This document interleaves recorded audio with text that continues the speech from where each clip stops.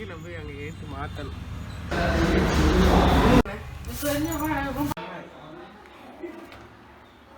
Piece கட்டுறேன்.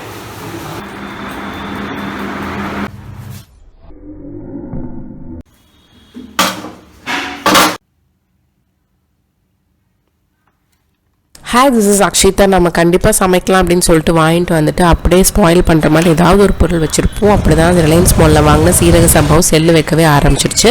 இங்கே லூஸில் கிடைக்கிற சீரக சம்பா ட்ரை பண்ணுங்கள். இங்கே வந்து 1 கிலோ வந்து 91 rupees சூப்பராக இருக்கும். ஸோ நான் முன்னாடி நாள் வந்து பத்தாது அப்படின்ட்டு எக்ஸ்ட்ராவாக இன்னொரு கேஜி வாங்கிட்டு வந்திருக்கேன். ஸோ 2 கிலோ பிரியாணி பண்ணலாம் அப்படின்ட்டு. ஸோ நெக்ஸ்ட் டே வந்து ஹஸ்பண்ட் வந்து ஃபிஷ் வேணும் அப்படின்னு சொல்லிட்டு கிளம்பிட்டோம். எங்கே வாங்குவோன்னா லோட்டஸ் ஹாஸ்பிட்டல் தாண்டி இந்தியன் ஆயில் பங்க் இருக்குல்ல, அதே லைனில் எஸ்எம்எஸ் ஃபிஷ் மார்க்கெட்டுன்னு இருக்குது. அங்கே தான் நாங்கள் வாங்குவோம். இங்கே கொஞ்சம் சீ ஃபுட் வந்து ஃப்ரெஷ்ஷாகவும் சூப்பராகவும் இருக்கும். உங்கள் வீடு வந்து 12 kilometersக்குள்ளே தான் இருக்குது அப்படின்னா அவங்க வந்து டோர் டெலிவரியும் பண்ணுறாங்க. ப்ரைஸ் லிஸ்ட்டும் நீட்டாக எழுதி வச்சுருக்காங்க. இங்கே கொஞ்சம் அஃபோர்டபுளாக தான் இருக்குது. நாங்கள் சங்கராவும் கொடுவாவும் 1 கிலோ வாங்கிட்டோம். 2 பொறிக்க தான் போகிறோம். யூஸ்வலாக பிரியாணி மட்டும் போதும் தான் நான் சொன்னேன். பட் ஹஸ்பண்ட் தான் வந்துட்டு ஃபிஷ் ஃப்ரை வேணும்னு சொன்னாங்க. எனக்கு வந்து குக்கிங் சிம்பிளாக இருந்தால் தான் பிடிக்கும். ஏதோ ஒன்று மட்டும் பண்ணி சாப்பிட்டோன்னா நமக்கு திருப்தியாக இருக்கும், அவ்வளோதான்.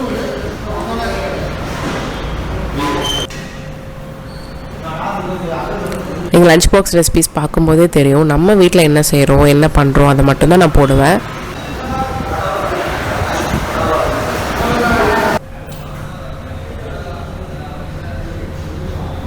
இங்கே வந்து எனக்கு ரொம்ப என்ன பிடிக்கும் அப்படின்னா இங்கே க்ளீனிங்லாம் வந்து அவங்களே பக்காவாக பண்ணி கொடுத்துருவாங்க. நீங்கள் லைட்டாக வந்து உப்பு மஞ்சத்தூள் வந்து போட்டு கழுவுனாலே நல்லா சூப்பராக க்ளீன் ஆகிடும். டைரெக்டாகவே அதை போட்டு ஒரு வாட்டி வாஷ் பண்ணி நீங்கள் கொட்டிட்டால் போதும். அதுக்கு எனக்கு வந்து ஃபிஷ் எல்லாம் க்ளீன் பண்ணுறது, மேரினேட் பண்ணுறதுலாம் பார்க்கணும் ரொம்ப ஆசை. பட் டியூஷன் டைம் ஆச்சுன்னு கிளம்பி போயிட்டாரு. ஃபஸ்ட்டு 1 tablespoon அளவுக்கு சால்ட் ஆட் பண்ணிக்கோங்க. கூடவே 1 teaspoon அளவுக்கு கரம் மசாலா, 1 teaspoon அளவுக்கு கொத்தமல்லி தூள், 1 teaspoon அளவுக்கு இஞ்சி பூண்டு பேஸ்ட், 2 teaspoon அளவுக்கு காஷ்மீரி சில்லி பவுடர் ஆட் பண்ணிக்கலாம். பைண்டிங்க்கு 2 tablespoon அளவுக்கு கார்ன்ஃப்ளவர் மாவு ஆட் பண்ணிக்கிறோம். உங்ககிட்ட மைதா இருந்தால் அது கூட 2 tablespoon போட்டுக்கலாம். அப்புறம் 1 tablespoon அளவுக்கு கடல மாவு, இல்லைன்னா வந்து 1 tablespoon அரிசி மாவு போட்டுக்கோங்க. இது கொஞ்சம் கிறிஸ்பினஸ் கிடைக்கும். நீங்கள் மாவு அதிகமாக வேணும் அப்படின்னா இது அப்படியே டபுளாக போட்டுக்கோங்க. இதில் 1 kgக்கான ஃபிஷ் ஃப்ரைக்கு அளவு சொல்கிறேன். நான் வந்து கொஞ்சமாக எண்ணெயும் தண்ணியும் கலந்து மிக்ஸ் பண்ணுவேன். ஆனால் ஹஸ்பண்ட் தண்ணி மட்டும் தான் மிக்ஸ் பண்ணுறாங்க. ஒரு அரை மூடி அளவுக்கு லெமனும் புழிஞ்சு விட்டுக்கோங்க. இப்போ உப்பும் காரம் செக் பண்ணிவிட்டு பத்தலைனா போட்டுக்கோங்க. பட் நாங்கள் வந்து மசாலா மட்டும் ரொம்ப லைட் கோட்டிங்காக தான் போடுவோம். ஸோ இது எல்லா மீனுக்கும் நீங்கள் வந்து மேரினேட் பண்ணி வச்சுட்டு 1 hour ஊற வச்சிடலாம். முன்னாடி நாளே நீங்கள் வந்து சமைக்கிற பாத்திரம் எல்லாம் எடுத்து வச்சுருங்க. நெக்ஸ்ட் டே டக்கு டக்குன்னு குக் பண்ணுறதுக்கு ஈஸியாக இருக்கும்.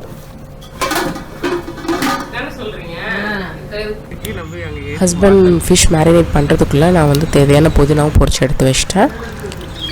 ஸோ பிரியாணி செய்கிறதுல பாதி ஒர்க் எப்போ கம்ப்ளீட் ஆகும்னா மட்டன் வந்துச்சுனாலே கரெக்டாக இருக்கும். ஸோ நான் வந்து 2 கிலோ பிரியாணிக்கு 2 கிலோ மட்டன் போட சொல்லுவாங்க. பட் நான் 1 kg மட்டன் தான் போட்டிருக்கேன். கூடவே ஒரு 1/4 கிலோ அளவுக்கு வேணால் கொழுப்பும் சேர்த்து வாங்கிக்கோங்க. டேஸ்ட் ரிச்சாக இருக்கும். இது கூட 2 tablespoon அளவுக்கு உப்பு போட்டுக்கோங்க. இது 1 கப் அளவுக்கு தயிர் ஊற்றிக்கலாம். புளிக்காத தயிராக பார்த்துக்கோங்க. தயிர்லேயே கொஞ்சம் தண்ணி இருக்கும். பத்திரனா வேணால் கொஞ்சமாக தண்ணி விட்டுக்கோங்க.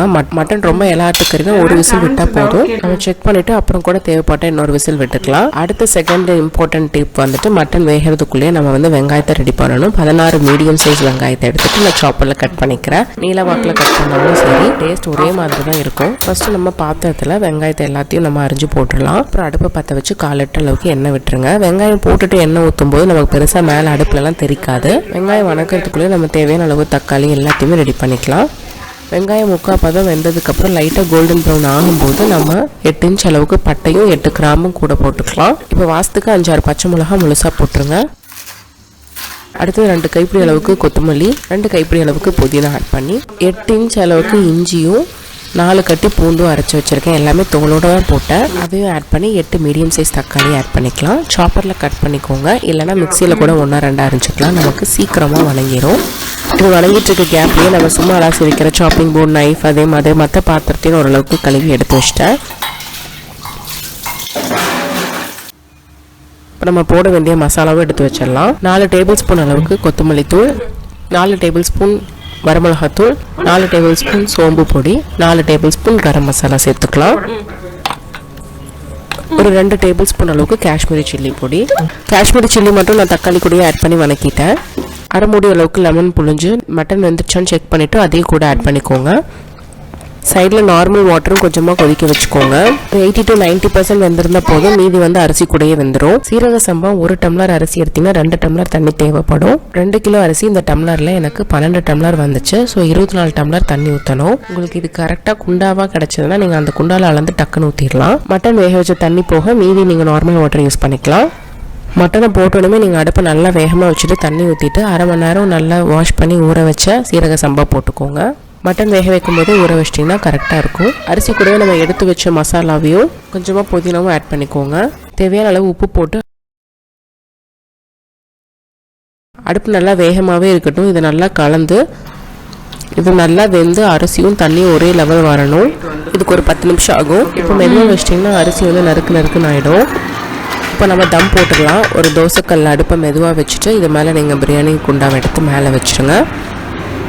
இப்போ தேவைன்னா கொஞ்சமாக வாசத்துக்கு ஒரு 4 ஸ்பூன் நெய் விட்டுக்கலாம். நெய் விடாமையும் செய்யலாம். இப்போ உங்ககிட்ட இருந்துச்சுன்னா வாழைல 2 மேலே வச்சுக்கோங்க.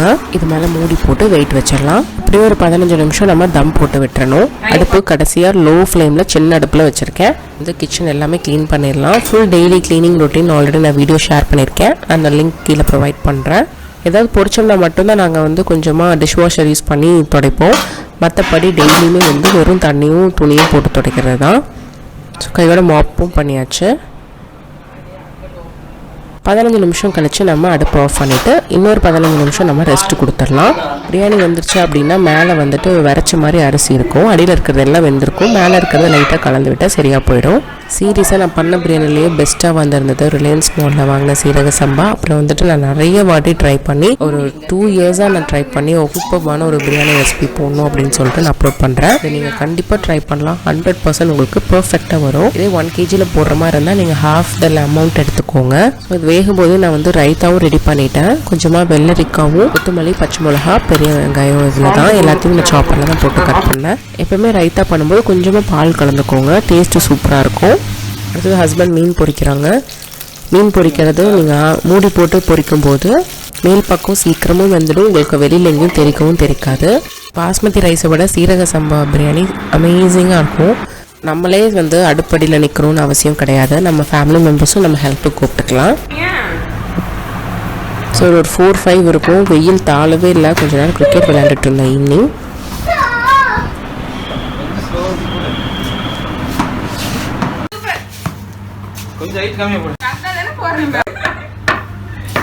ஆனால் உண்மை சொல்லணும், இது வரைக்கும் பேட்டே பிடிச்சதில்லை. ஃபஸ்ட் டைம் பார்த்தேன் நிறைய ஃபவுல் வாங்கின மாதிரி இருந்துச்சு.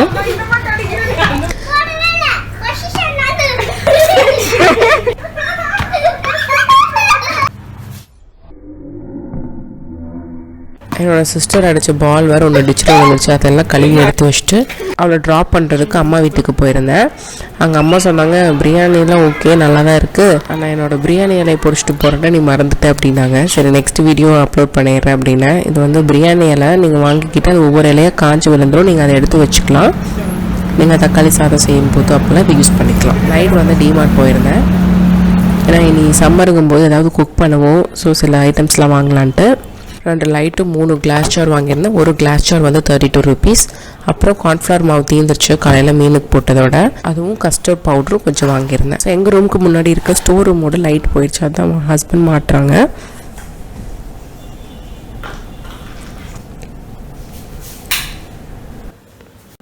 ஸோ அரிசி செல்லு பிடிச்சவே நான் முடிவு பண்ணிட்டேன் என்னென்ன இருக்குதுன்னு ஃபஸ்ட்டு எல்லாம் பார்த்துக்கலாம் அப்படின்ட்டு. ஸோ வந்து நான் என்னென்ன வச்சுருக்கேன் அப்படின்னா பானிபூரி பொரிக்கலாம் அப்படின்னு சொல்லிட்டு பெல்லட்ஸ் வாங்கிட்டு வந்தது அப்படியே கவரில் இருக்குது. இதுவும் சீக்கிரமாக நான் செஞ்சுருவேன். ஸோ அந்த பாட்டிலில் போட்டு வச்சா தான் நமக்கு என்னன்னு தெரியும்.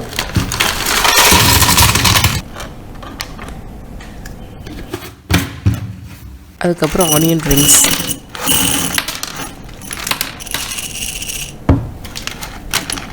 இது ஹஸ்பண்டோட அண்ணி கொடுத்து விட்டுருந்தாங்க.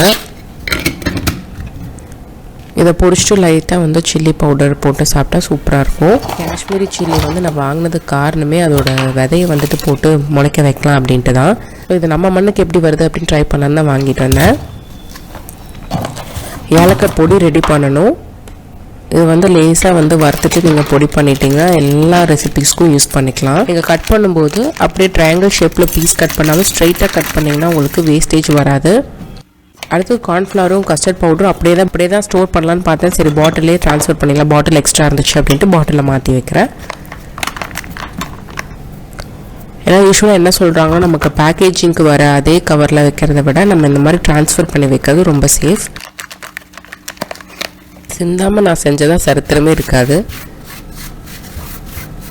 கொஞ்சம் குயிக்காக செய்யும்போது அதை நடக்கத்தான் செய்யும். லைட்டாக ஒரு வைப் பண்ணிக்கலாம். ஒரு கிளாஸ் ஜாரில் பேக்கிங் பவுடர் மாற்றி வச்சுருந்தேன். அது கார்ன்ஃப்ளவரும் பேக்கிங் பவுடர் ஒரே மாதிரி இருக்கும் அப்படின்னு சொல்லிட்டு ஒன்றுக்கு மட்டும் லேபிள் பண்ணி வச்சுக்கிட்டேன், கன்ஃபியூஸ் ஆகாத மாதிரி. ஹெல்த் ட்ரிங்க்கு யூஸ் பண்ணுற நெல்லிக்காய், கேரட், பீட்ரூட்லாம் தீர்ந்துச்சு. ஸோ அதையும் வாஷ் பண்ணி வச்சுட்டேன். நாளைக்கு தான் வாங்கிட்டு வந்து ஸ்டாக் பண்ணணும். பிரியாணி, ஃபிஷ் ஃப்ரையும் ட்ரை பண்ணி பார்த்துட்டு எப்படி இருந்துச்சுன்னு சொல்லுங்கள். See you, bye bye.